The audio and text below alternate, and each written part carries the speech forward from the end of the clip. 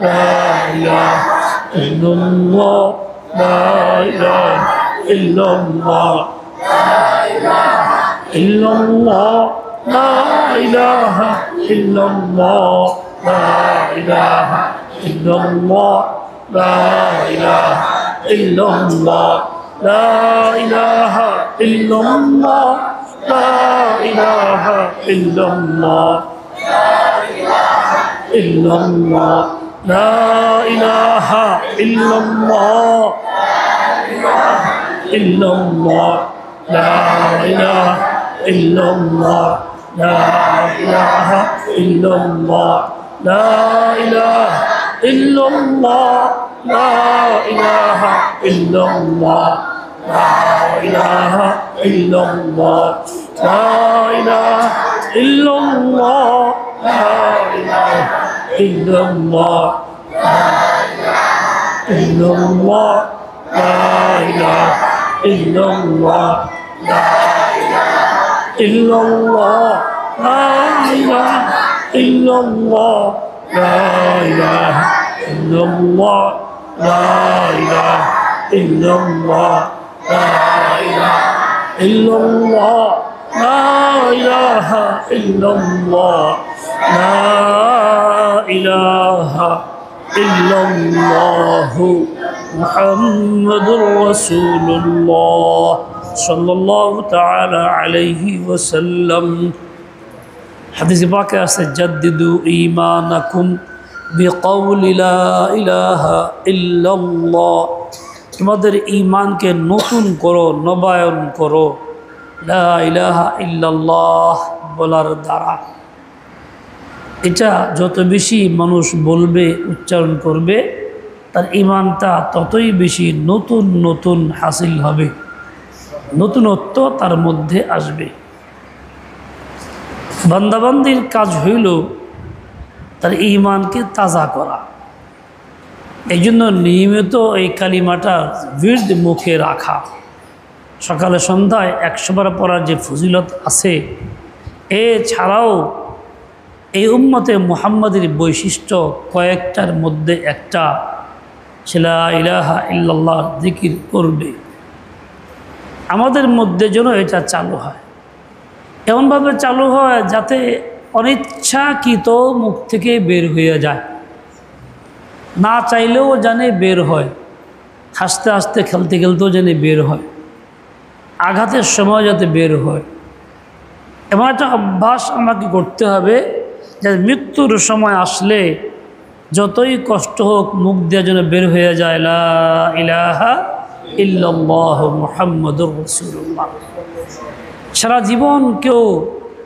ইমানের দাবিতে থাকলো মুসলিম পরিচয়ে থাকলো নেক আমল করলো কিন্তু মৃত্যুর সময় কালিমাহীন মারা গেল অন্তরেও বিশ্বাস থাকলো না মুখেও উচ্চারণ থাকলো না তাহলে এই লোকটা বেঈমান হইয়া দুনিয়ার থেকে চলে গেল তার সারা জীবনের মেহনত সব পানি হয়ে গেল কোনোটাই উপকারে আসলো না আর যদি আল্লাহর মেহরবানি এবং দয়া হয় আমল করতেছে মেহনত করতেছে আর এই মেহনতের বরকতেই এমন অভ্যাসে পরিণত হয়ে গেছে মুখ দিয়ে লা ইলাহা ইল্লাল্লাহ একাই বের হয় মৃত্যুর সময় একাই বের হইতেছে লা ইলাহা ইল্লাল্লাহ তাহলে কি হবে জীবনের আমল নামায় যদি কিছু ত্রুটি বিচ্যুতিও থাকে কমজোরিও থাকে ইমান নিয়ে চলে গেল বিধায় আল্লাহর রহমতের আশা করা যায় যে আল্লাহ পাক মাফ করে দিবেন জান্নাত দিবেন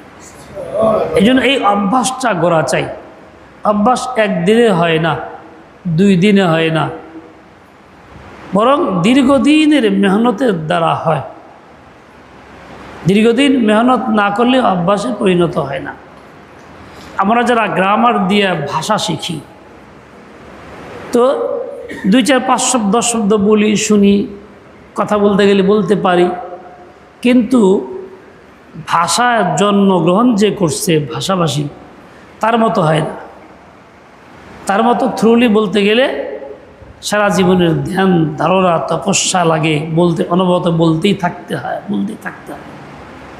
তবে এক পর্যায়ে এরকম বলা যায় এরপরেও দেখা যাবে কঠিন কোনো মুহূর্ত আসলে পরে এই যে ভাষা শিখলো এটা আর ভিতরে আসতেছে না, মুখ দিয়ে আসতেছে না, ওই পুরাতন ভাষাই মুখ দিয়ে আসতেছে, মায়ের ভাষাটা। এই জন্যই দেখা যায় মানুষ আঘাতপ্রাপ্ত হইলে কেউ মা গো, ও মা, উফ মল্লাম রে, এই শব্দকে বলে বলে বলে বলে আব্বাস হয়ে সারা জিন্দগি। কঠিন কোনো আঘাত লাগলে ঠিক এই কথাটা মুখ দিয়ে এসে পড়ে, মা রে, বাবা রে, বাসারে, ওরে মা, মা গো বললাম রে। এই কথাগুলি কেন আসে? ছোট সময় থেকেই এগুলির অভ্যাস করে ফেলছে।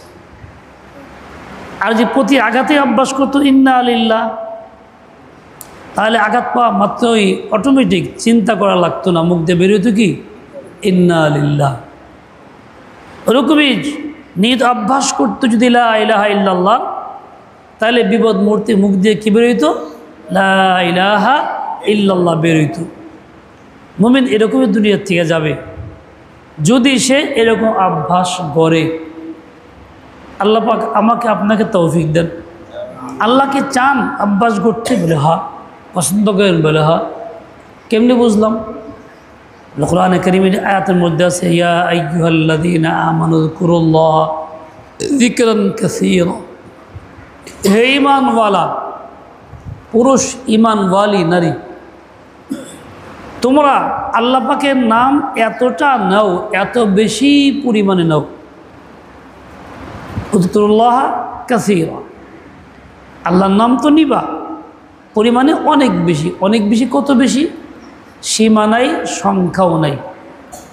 সীমা সংখ্যা ছাড়া তুমি আল্লাহ পাকের নাম অধিক্রমে নিয়ে থাকো, নিতেই থাকো। তাহলে তুমি এত পরিমাণ আল্লাহর নাম নিলে বোঝা যাবে তুমি আল্লাহ তাআলার হুকুম পালন করছো, তুমি অভ্যাস করতেছো। আর এই অভ্যাস তোমাকে জায়গা মতো পৌঁছে দেবে, এই অভ্যাস তোমাকে জায়গা মতো পৌঁছে দেবে। লা ইলাহা ইল্লাল্লাহ, লা ইলাহা ইল্লাল্লাহ, লা ইলাহা ইল্লাল্লাহ। দেখেন এই কালিমাটার কেমন তাসির। 80 বছরের কঠোর কাফেরের দিল যা পাথরের চেয়ে শক্ত, এই কালিমার বরকতে সেই দিলটাও ভাঙ্গা চুরমার হয়ে গেছে, নরম হয়ে গেছে, ঈমান গ্রহণ করছে। 70 বছরের মুশরিকও ঈমান গ্রহণ করছে। কতটাই মজবুত এর আঘাত এবং গরব দিলের ভিতরে লাগে। গোলাগার ব্যক্তি এটা পড়ছে তো দিলের ভিতরে এমন আঘাত লাগছে, নিকার হয়ে গেছে। খাজা, এই যে ভারতের খাজা মঈনুদ্দিন চিশতি রহমতুল্লাহ আলাইহির মাজার আছে, যেখানে লক্ষ লক্ষ লোক যাতায়াত করে, যার নামে দেশের বাংলাদেশের বিভিন্ন জায়গাতে এক মৌসুমে রজব মাসে কী হয় দেখছি চান্দা চন্দা ওঠানো হয়। কিছু লোকেরা করে সিন্নি সুন্নি খায়, আজে বাজে কাম করে, ঢোলঢোল করে বাজায়, এগুলি করে সব রিসানি করে নাম দিছে ওরুস। খাজা মঈনুদ্দিন চিশতি রহমতুল্লাহ আলাইহি উনি কিন্তু এই কাজ করে বুজুর্গ হন নাই, যে কাজ আমরা করতেছি, সমাজ যেগুলি করে। উনি কেমন ছিলেন? যার কালিমাটা ছিল গালিব। ওনার মুখের কালিমাতে 90,000 হিন্দু মুসলমান হয়েছে। ভারতবর্ষের প্রথমে যখন ভারতে যান সফর কইরা, এক হিন্দু গ্রামে গেছে। ওখানে যাওয়ার পরে রাত হয়ে গেছে, থাকার জায়গা নেই। কয়েক হিন্দুকে বলছে থাকার জায়গা দেওয়ার জন্য, তা বলছে না না না, এইসব দরবেশগুলো জায়গা দিই না আমরা। সুন্নতি লিবাস, একটা ব্যাগ সাথে আছে, লাঠি আছে, তসবিহ আছে, ওখানে আমাকে জায়গা দিই না, সম্ভব না, জায়গা দেই নেই। উনি রাতের বেলায় হিন্দুদের একটা মন্দিরে গিয়া ঘুমাইছেন, ওখানে জিকির আজকার করছেন, ইবাদত করছেন। মন্দিরে যে সমস্ত মূর্তি রাখছে তারা পূজার জন্য, মূর্তির পিছনে একটু জায়গা আছে খালি, ওই জায়গাটায় রাত কাটাইছে। সকালবেলা সব লোক ঘুম থেকে উঠছে, কৃষক সব হিন্দু। মানে এই লোকগুলি জমিনে চাষ করতে যাবে গরু নিয়া, অন্যদিনের মতো গরু উঠায় বান খুলে ওঠে না, শুয়ে রয়েছে, ধাক্কা দেয় লড়স হয় না, বাড়ি দেয় ওঠে না, কত চেষ্টা করলো গরু ওঠে না। কিন্তু আমার তো ওঠে না। আচ্ছা ওই বাড়িতে দেখি, হেনে গিয়ে দিয়ে একই অবস্থা। আস্তে আস্তে পুরো গ্রাম দেখলো কোনো গরুই ওঠে না, সব শুয়ে রয়েছে, বাইরে উঠাইতে পারতেছে না। ঘটনা কি? মনের ভিতরে খটকা পয়দা হইল। হিন্দুদের বা মুশরিকদের অবস্থা হইলে মনে যা কল্পনা আসে ওইটাই তারা করে। এই যে দরবেশের জায়গা দেনে, এই দরবেশে মনে হয় এই কামটা করছে।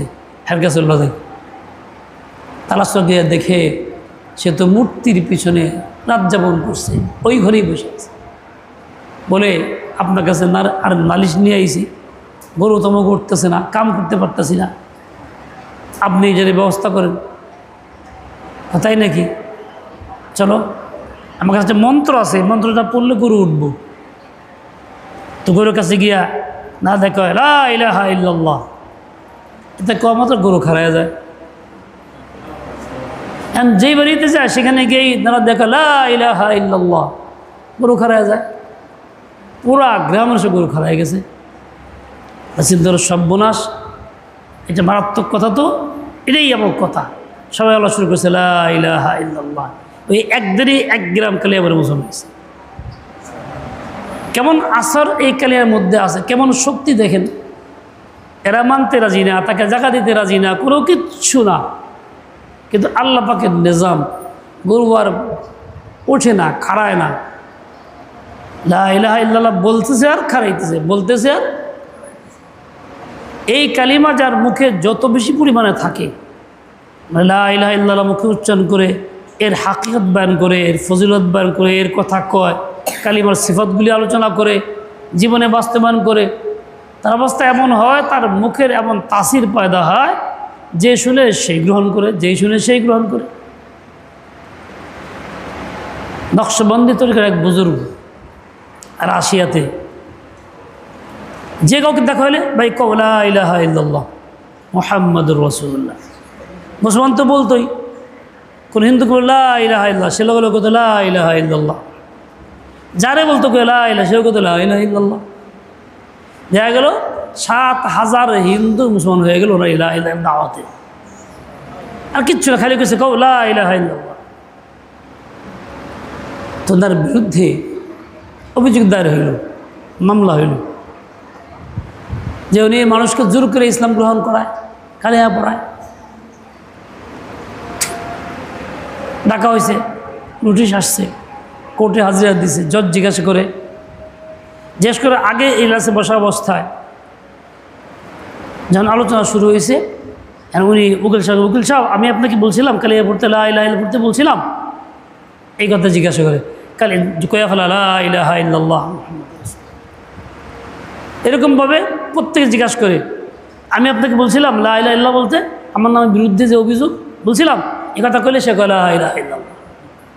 এখন দেখলো সব কয়ে ফেলেছে লা ইলাহা ইল্লাল্লাহ। জজ চিন্তা করলো আমার যদি বলে ফেলাতে আমার কল লাগবো, তার চেয়ে আগেই মামলা খালাস।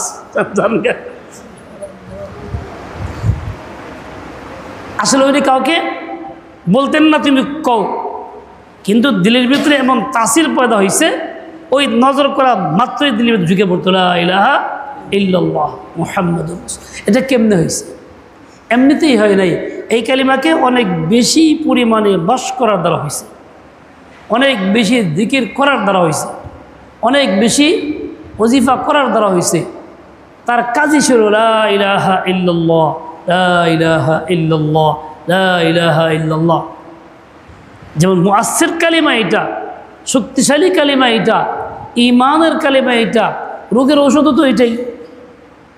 লা ইলাহা ইল্লাল্লাহ যখন মানুষ পড়ে, তার দিলের অনেক রোগ কেটে যায়, থাকে না।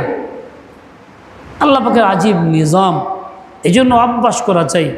আমরা বেশি ব্যস্ত, কাজের জন্য একেবারে উপায় নাই, তারপরেও সকাল সন্ধ্যা যদি 100 বার পড়া শুরু করে দেই, অভ্যাস করতে শুরু করি, আস্তে আস্তে পিপাসা বাড়বে, বাড়াবো।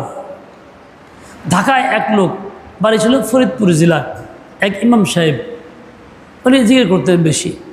তো মানুষজনের কাছে যাইতো, তদবির নেওয়ার জন্য যাইতো, বিভিন্ন দোয়া তাবিজের লেগে, বিপদে বইরা। যে কোনো লোক বসা থাকতো খালি বলতো তোমরা পড়ো লা ইলাহা জিকির করো, তো সবাই জিকির করতে থাকতো লা ইলাহা ইল্লাল্লাহ লা ইলাহা ইল্লাল্লাহ করতেছে।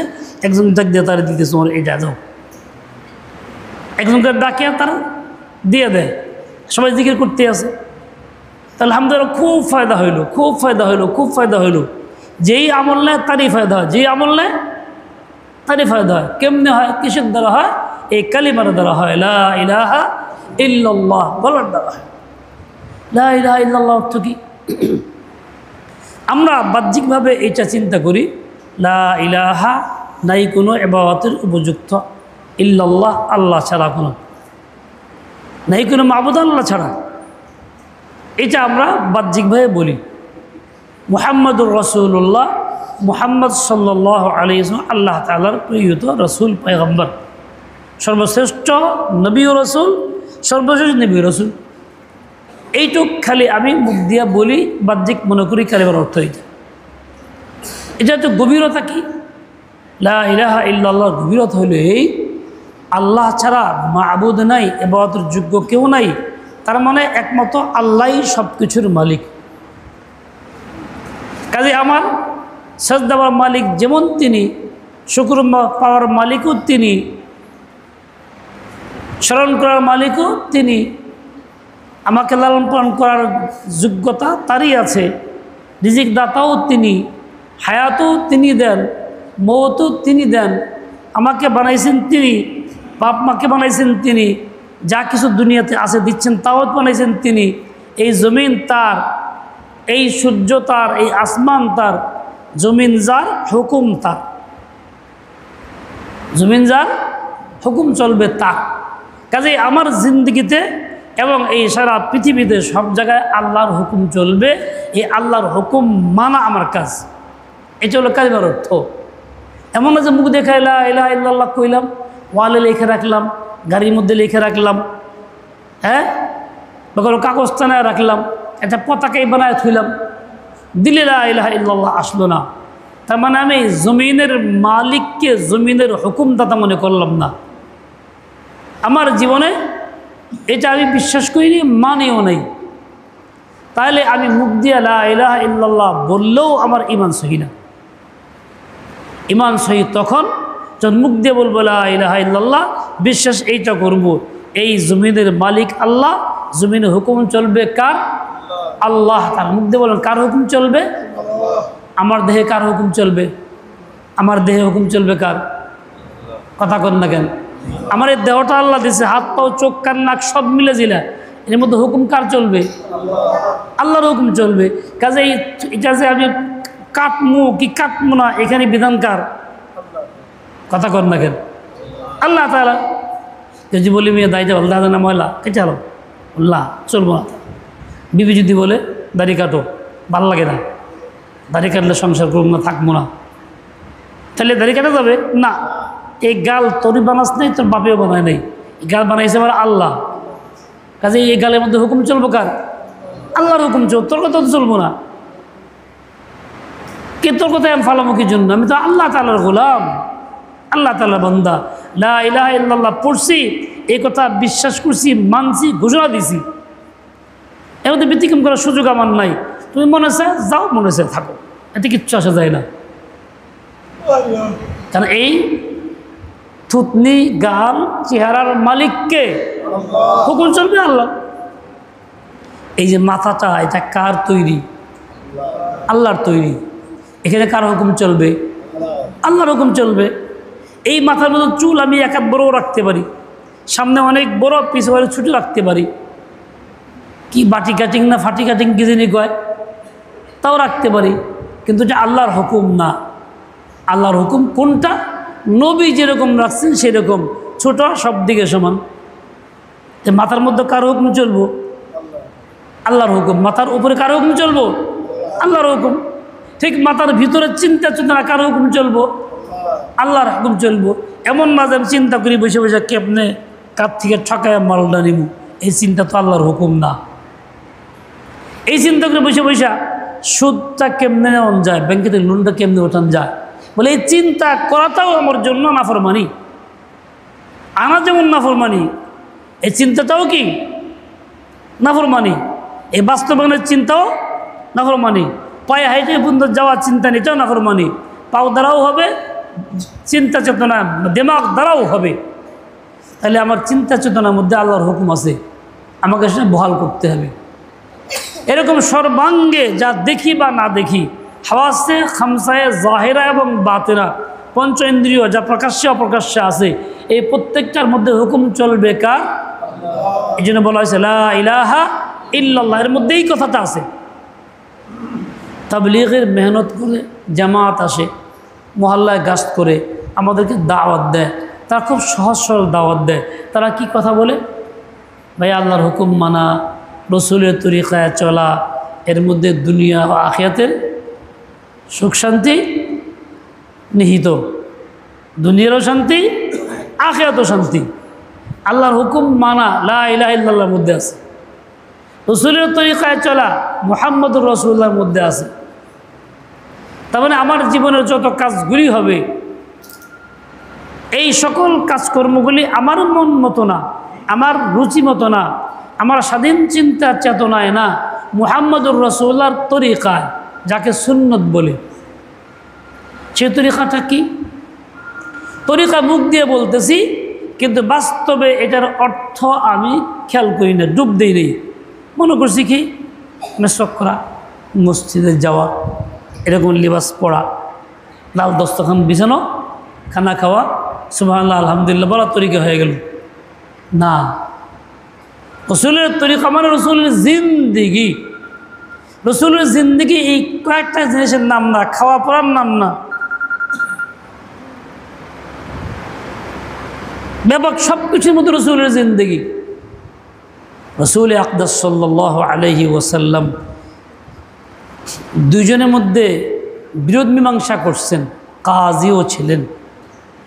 আমি যখন বিরোধ মীমাংসা করতে যাই, আমাকে দুজনে মানে ডাকছে মুরব্বী হিসাবে, আমাকে কি করতে হবে?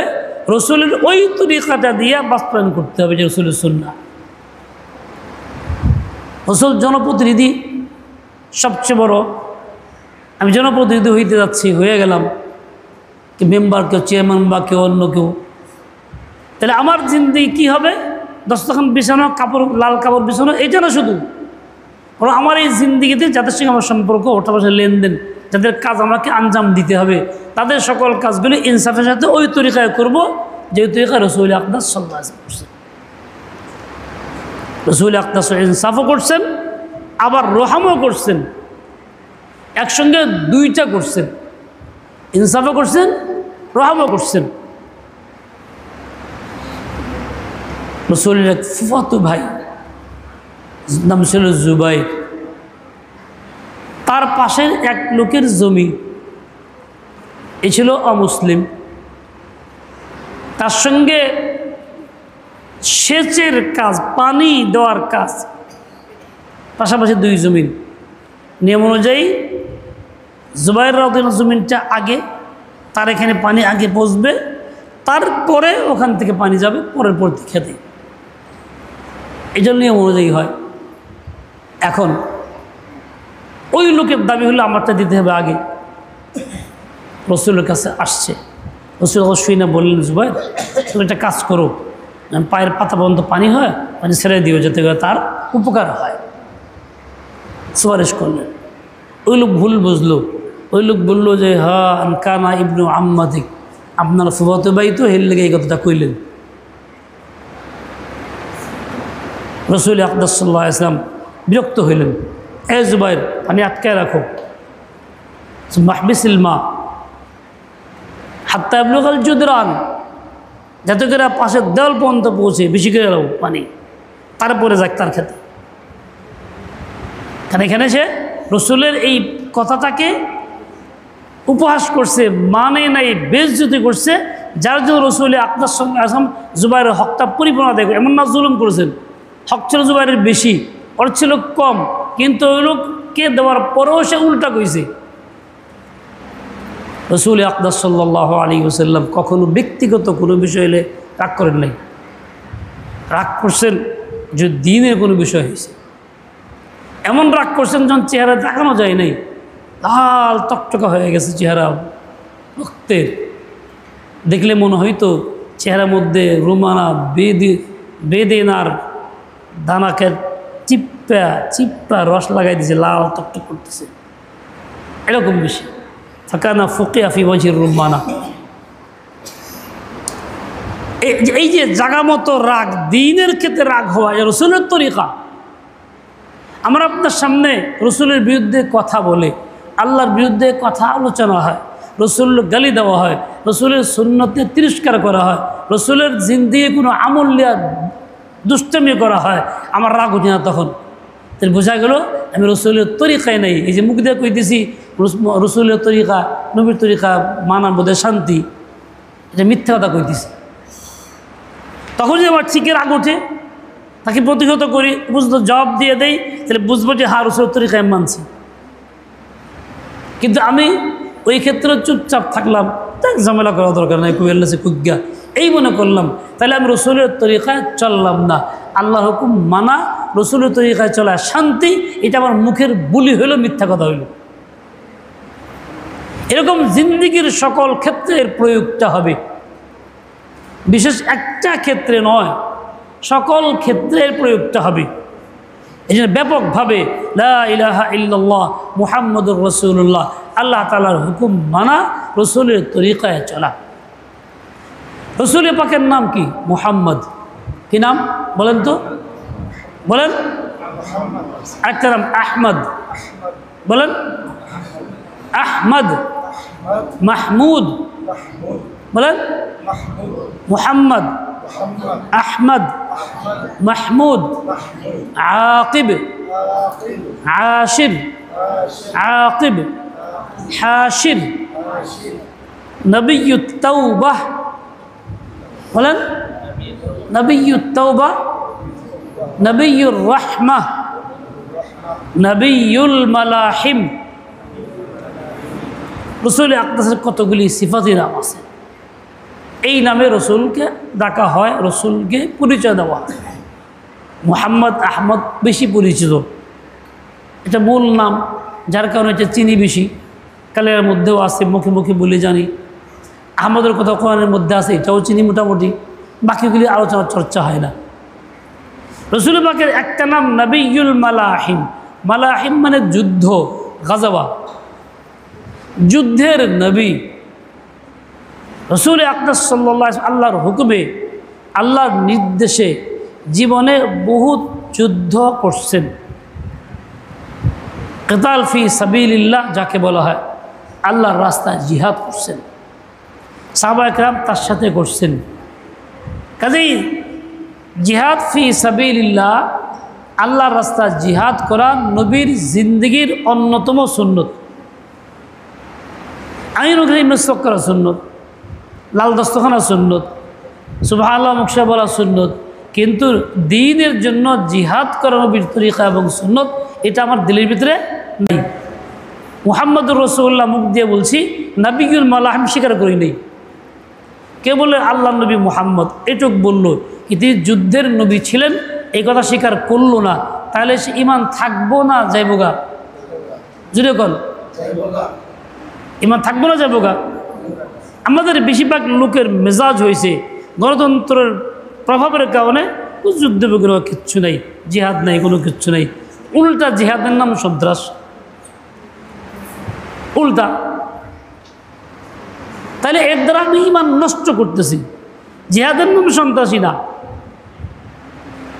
বরং জুলুম করার নাম সন্ত্রাস। হকদারে হক নষ্ট করা, মাইরা খাওয়া, চুরি ছিনতাই করা সন্ত্রাসী। কিন্তু কোনো জালেমকে প্রতিহত করা, মাজলুমের সাহায্য করা, অন্যায় প্রতিরোধ করা সন্ত্রাসী না। এটা হলো মুসলমানের আমল, জিন্দিগির আমল, নবীর তরিকা। আমি আপনি কি করি? রাস্তায় রিক্সার লাগে, এলাকার প্রভাবশালী এক ব্যক্তির লোক ঝগড়া লাগছে, দেখলাম কাছে গিয়া, কি দেখলাম? ভাড়া দিবার সাহেবটা কম, রিক্সা এলাকায় বেশি। এক পর্যায়ে বেড়া থাপ্পড় দিবার, দেখ থাপ্পড় দিবার ছিল আমারে। আমার কাজ ছিল কি? ওই জালেমকে প্রতিহত করাই। মিয়া ভাড়া দাও, হাকুয়াও নাই কেন, 2 টাকা বেশি দাও। আমরা কি করি? রিক্সার, থাক থাক, তুই ই করিস না, যা লয়ে যা, লয়ে যা। উল্টা মাজলুমকে আরো জাতি, মাজলুমকে সাহায্য করি না, মাজলুমের পক্ষে থাকি না, জুলুম প্রতিহত করি না, উল্টা মাজলুমকে আরো দাবায় দেই। এরকম চলে না আমাদের দেশের অবস্থা। নবীর সুন্নাত নাই, মুখ দিয়ে কইলা ইলাহা ইল্লাল্লাহ মুহাম্মদুর রাসূলুল্লাহ, কাজের ক্ষেত্রে মুহাম্মদুর রাসূলুল্লাহ নাই, কাজের ক্ষেত্রে হলো ওই সন্ত্রাসী কায়দা, কুফরের তরিকা, ইহুদ নাসারার তরিকা। বেশিরভাগ জায়গায় এই অবস্থা দেখবেন। প্রভাবশালী আর দুর্বল যখন জন্ম লাগে, সামাজিক লোকগুলি প্রভাবশালীর পক্ষে বলে, দুর্বলের পক্ষে বলে না। যদিও মুসলমান মুহাম্মদ রাসূলুল্লাহ মুখ দিয়া কয়, কিন্তু একটা রসুলের তরিকায় নেই। রসুলের তরিকায় নেই, শান্তি কেন আসবে? দাওয়াত দিছে রসুলের তরিকা হইলে শান্তি আসে। তরিকায় যখন নাই, তুই মানো নাই, তরিকা থাকলেই মান হয়। এখন বলেন, এইসব ত্রুটি আমাদের মধ্যে আছে কি নাই? বুঝেন, আছে কি নাই?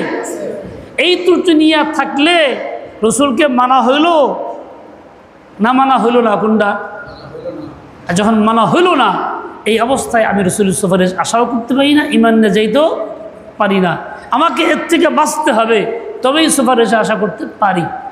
কথা বুঝে আসছে? এইটুকু কইলাম আজকে। বলেন লা ইলাহা ইল্লাল্লাহ, লা ইলাহা ইল্লাল্লাহ, লা ইলাহা ইল্লাল্লাহু মুহাম্মাদুর রাসূলুল্লাহ, মুহাম্মাদুর রাসূলুল্লাহ, মুহাম্মাদুর রাসূলুল্লাহ। আল্লাহ পাক আমাকে আপনাকে সবাইকে সহি বুঝ দেন, আমলের তৌফিক দান করেন। সুবহানাকাল্লাহুম্মা ওয়া বিহামদিকা আশহাদু আল লা ইলাহা ইল্লা আনতা আস্তাগফিরুকা ওয়া আতুবু ইলাইকা। নাওমান রব্বানা।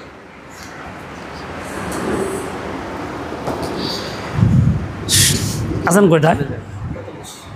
আচ্ছা, হ্যাঁ জামগা। এই যে খাতগুলি রাখা জায়েজ নেই মসজিদে, মানুষের কি ইসলাহ করবেন? বাইরে রাখেন, জায়েজ নাই।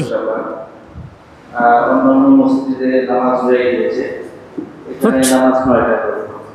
আমরা একটু আধা ঘন্টার সময় এখানে বসে